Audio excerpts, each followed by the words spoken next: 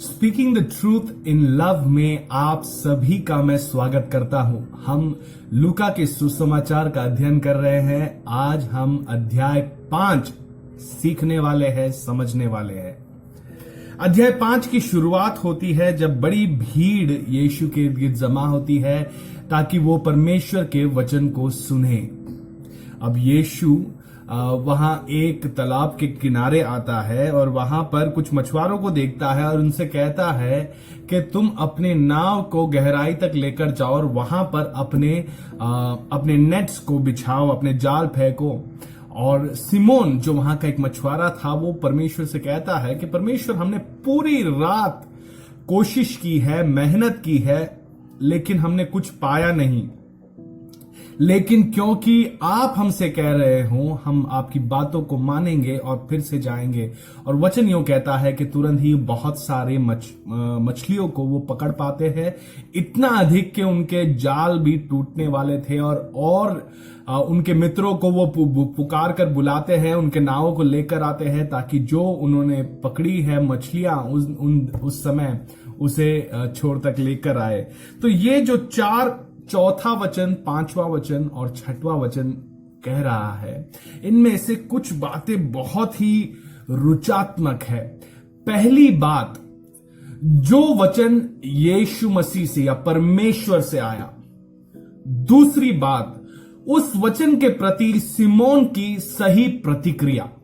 और तीसरी बात, उस प्रतिक्रिया के वजह से, उस बात मानने के वजह से सिमोन ने अपने जिंदगी में कैसा बड़ा एक आशीष को पाया। हमारे जीवन में भी ऐसा ही लागू होता है। आगे हम बढ़ेंगे, इस अध्याय को पढ़ते जाएंगे। यहां पर सिमोन को एक प्रकाशन होता है। जैसे ही यह अद्भुत चमत्कार वो अपने जीवन में देखता है, उसे एक प्रकाशन होता है और उस प्रकाशन के द्वारा वो पश्चाताप करता है। और तुरंत ही उसके बाद इस प्रकार होता है, ये आपको दिखेगा 9वें वचन में, 9 और 10वें वचन में। वो पश्चाताप करता है और 10वें वचन में यीशु उससे कहता है कि तू अब हम पढ़ेंगे 10वें वचन, मत डर, अब से तू मनुष्य को जीवता पकड़ा करेगा। अब तू मनुष्य को जीवता पकड़ा करेगा। जैसे ही हमारे जीवन में परमेश्वर के वचन के द्वारा एक प्रकाशन आती है, उस प्रकाशन के प्रति हम सही प्रतिक्रिया करते हैं, उस प्रतिक्रिया के कारण हमारे जीवन की जो बुलाहट है वो परमेश्वर हमें सौंपता है। क्या आप में से कोई भी अपने जीवन के मकसद को जानने के लिए व्याकुल है, अपने जीवन की बुलावट को जानने के लिए व्याकुल है? तो ये सही मार्ग है। परमेश्वर के वचन के द्वारा आप प्रकाशन पाए और उस प्रकाशन के प्रति आप सही प्रतिक्रिया करें और इसके द्वारा आप एक अद्भुत परमेश्वर ने जो आपके लिए रखा है वो बुलावट को आप जानोगे।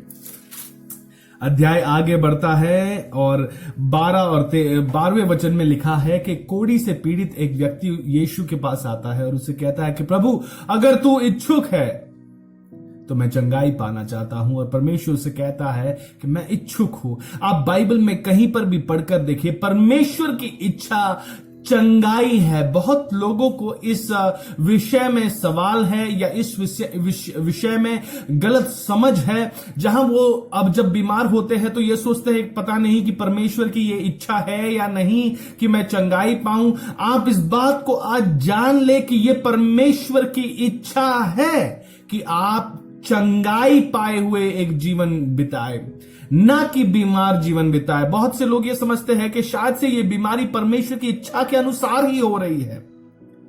मैं आपसे कहता हूं, परमेश्वर की इच्छा आपके जीवन के प्रति चंगाई है, चंगाई है। हम आगे बढ़ते हैं। 15वें वचन में इस प्रकार लिखा है कि कई सारे भीड़ वहां जमा होने लगे, यीशु मसीह के पास आने लगे परमेश्वर के वचन को सुनने के लिए और अपने बीमारियों से चंगाई पाने के लिए। लेकिन यीशु उस समय उनके बीच कुछ कार्य करता है। वो 16वें वचन में हमें दिखेगा, परंतु यीशु जंगलों में अलग जाकर प्रार्थना किया करता था। यीशु के जीवन के रहस्य यही था। बहुत जरूरत थी, सेवकाई की भी बहुत जरूरत। कई बार कई पासबान, कई अगुवे, कई सारे विश्वासी जन सेवकाई करने में इतने उलझ जाते हैं कि वो अपने व्यक्तिगत प्रार्थना के समय में समझौता कर देते थे, समझौता कर लेते हैं। आप अपने जीवन को जांचें और अपने जीवन में आप सेवकाई कर रहे हैं, बड़ी अच्छी बात है, ये बहुत ही बेहतरीन बात है, लेकिन आप व्यक्तिगत तौर पर वही करें जो यीशु भी करता आया था। वो है अपने आप को इस भीड़ से अलग कर कुछ समय प्रार्थना में व्यतीत करें, क्योंकि यही आपकी ताकत बनेगी, यही आपके जीवन में सामर्थ्य बनेगी। अगला एक वचन है 17वां वचन। 17वें वचन को मैं पढ़ना चाहूंगा। और एक दिन ऐसा हुआ कि वह उपदेश दे रहा था और फरीसी और व्यवस्थापक वहां बैठे हुए थे, और जो गलील और यहूदिया के हर एक गांव से और यरूशलेम से आए थे, और चंगा करने के लिए प्रभु की सामर्थ उसके साथ थी। यहां पर एक वचन है जो मेरे पासबान मुझसे हमेशा कहते हैं कि जब हम उपदेश परमेश्वर के वचन के द्वारा देते हैं, परमेश्वर के वचन को सिखाना शुरू करते हैं, परमेश्वर की सामर्थ उस जगह उतर आती है ताकि लोग चंगाई पाए। आप अपने सेवकाई में आप चाहते हो कि परमेश्वर की सामर्थ उतर आए, लोग चंगाई पाए, तो परमेश्वर के वचन को सिखाए, परमेश्वर के उपदेशों को सिखाए। उसके द्वारा परमेश्वर की सामर्थ आपकी संगति में उतर आएगी और वहां पर लोग चंगाई पाएंगे। यीशु ने भी हमेशा अपनी सेवकाई में यही किया, परमेश्वर के वचन को बांटा। जैसे ही वचन को बांटा, लोग चंगाई पाने लगे। आगे यूं होता है कि वहां पर कुछ दोस्त अपने एक मित्र को लेकर आते हैं जो पूरी तरीके से कमजोर है, लकवा मार चुका है, वो उठ चल नहीं सकता। भीड़ के कारण वो यीशु तक नहीं पहुंच पाते हैं, तो वहां पे उस घर के छपरे को उखाड़ते हैं और उस अपने मित्र को यीशु के पास तक पहुंचाते हैं। और यीशु उस व्यक्ति से कहता है, देखो 20वें वचन में हम पढ़ेंगे, और यीशु ने उनका विश्वास देकर उससे कहा, है मनुष्य, तेरे पाप क्षमा हुए हैं। अब हमने ये वचन पढ़ा था कि जो फरीसी लोग हैं, व्यवस्था स्थापक लोग हैं, वो भी यीशु के साथ चलते थे, उस भीड़ के साथ चलते थे। अब क्यों चल रहे थे? वो इस कारण चल रहे थे क्योंकि वो हमेशा यीशु की कुछ गलती ढूंढकर निकालने की कोशिश करते थे, यीशु के बारे में कुछ ना कुछ झूठ निकालना चाहते थे। बहुत सारे लोग कई बार हमारे इर्द गिर्द आते हैं, कई सारे पास्टर्स के इर्द गिर्द आते हैं, अगुवों के इर्द गिर्द आते हैं। उनका मकसद वहां से परमेश्वर के वचन से कुछ सीखना या उनके सामर्थ्य को महसूस करना नहीं होता। दुखद बात यह है कि कई बार वो केवल गलतियां निकालने के लिए वहां आते हैं। तो यहां पर भी फरीसी लोग यीशु के पीछे चल रहे थे और वो यहां पर खोज रहे थे कि कैसे यीशु को फंसाया जाए। देखे 21वां वचन, तब शास्त्री और फरीसी विवाद करने लगे कि यह कौन है जो परमेश्वर की निंदा करता है? परमेश्वर को छोड़ कौन पापों की क्षमा कर सकता है? 22, 23 और 24वें वचन को आप पढ़कर देखना। यहां यीशु उन्हें उत्तर देता है। कई सारे लोगों के हृदय में यह सवाल उठता है कि यीशु ने ऐसे कब कहा कि वो स्वयं परमेश्वर है? तो यहां पर ये जो सिचुएशन है, यहां पर क्लियर हम देखते हैं कब यीशु अधिकार के साथ यीशु की बात ये करता है कि जो परमेश्वर ही कर सकता है। फरीसी ने सही सवाल पूछा है कि ऐसा कौन है परमेश्वर के अलावा जो पापों की क्षमा कर सकता है? और यीशु भी जानता है कि केवल परमेश्वर ही पापों की क्षमा कर सकता है, और क्योंकि वो स्वयं परमेश्वर है, वो उसके पापों के क्षमा कर वहां दिखाता है। इस बात को समझना बहुत जरूरी है। 31वें वचन में हम बढ़ेंगे। 31वें वचन में इस प्रकार लिखा है, अब किस्सा ये ऐसा होता है कि वहां पर कुछ चुंगा लेने वाले वहां पर होते हैं। तो वहां पर यीशु एक लेवी नामक एक चुंगी लेने वाले से कहता है कि तुम मेरे पीछे हो चलो, और वो तुरंत ही निकल पड़ता है। उस रात वो अपने दोस्तों को बुलाता है और यीशु को न्योता देता है, और वो भोजन कर रहे होते हैं।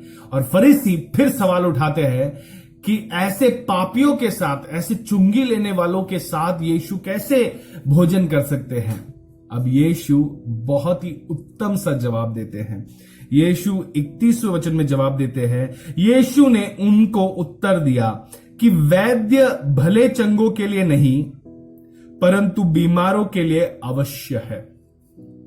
हमारे कलीसियाओं में, हमारी संगति में, हमारे घर कलीसियाओं में, हमारे घरों में कई बार हम केवल उन्हीं को लाते हैं जो भले चंगे हैं, जो पहले से ठीक हो चुके हैं। लेकिन यीशु हमें कहते हैं कि बीमारों को वैद्यों की जरूरत पड़ती है। कलीसिया एक वैद्यशाला है, कलीसिया एक अस्पताल है जहां पे बीमारों को लाना है। बीमार मतलब केवल शारीरिक ही नहीं बल्कि मानसिक बीमारी वाले लोग भी, जो क्रोध से परेशानी झेल रहे हैं, जो ईर्ष्या से परेशानी झेल रहे हैं, नफरत से परेशानी झेल रहे हैं, जिनके जीवन में चाहे जो कुछ भी समस्या हो, कोई बुरी लतों से वो उलझ रहे हैं।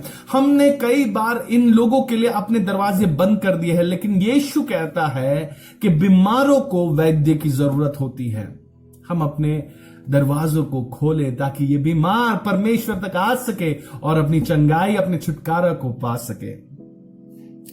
हम आगे बढ़ेंगे। फिर से फरीसी यीशु सवाल पूछते हैं कि आपके चेले जो है वो इस समय उपवास क्यों नहीं कर रहे? और यीशु ने जवाब देता है, देखो 34वें वचन में यीशु ने उनसे कहा, क्या तुम बारातियों को जब तक दुल्हा उनके साथ रहे उपवास करवा सकते हो? यीशु जो दुल्हे का यहां पर एक चिन्ह इस्तेमाल किया है, वो यीशु अपने बारे में कह रहा था कि जब मैं यहां पर हूं तो ये क्यों उपवास करेंगे, लेकिन समय आ रहा है जब मैं यहां से उठाए जाने वाला हूं और उस समय से लेकर ये उपवास करेंगे। अगले वचन में बहुत ही सुंदर बात कहकर ये अध्याय खत्म होता है और वो है कि नई जो दाखरस है वो नए हम पढ़ेंगे ये 37वें वचन में, नई दाखरस जो पुरानी मशकों में नहीं भरता। मशके मतलब ऐसे कंटेनर्स, या हम आजकल बोतल इस्तेमाल करते हैं, लेकिन उन दिनों में जानवरों के खाल से वो बैग बनाया जाता था जिसमें दाखरस को संभाले रखा जाता था। तो यहां पे एक उदाहरण दिया है कि नई दाखरस को पुराने मशकों में नहीं रखा जाता। इसका अर्थ क्या है? नए आइडियाज अगर आपके पास है तो उसके लिए आपके जीवन में नई माइंडसेट, नई मानसिकता का होना जरूरी है। आपके जीवन में अगर आप नए रिजल्ट्स पाना चाहते हो तो आपके जीवन में नया व्यवहार भी होना जरूरी है। यीशु हमेशा पुराने और गलत रीति रिवाजों का निंदा करता था और कई सारे ऐसे उदाहरण देकर वो समझाने की कोशिश कर रहा था कि आपको नया बनना, नए विचारों के साथ, नए मानसिकता के साथ परमेश्वर की खोज करना है, परमेश्वर के राज्य की खोजीकरण करना है। उम्मीद करता हूं कि इन सारे वचनों में आप प्रोत्साहित हुए हो, परमेश्वर के वचन के प्रति आपका प्रेम बढ़ता जाए। परमेश्वर आप सबको आशीष दे, सच्चाई को बांटते रहो प्रेम से। धन्यवाद।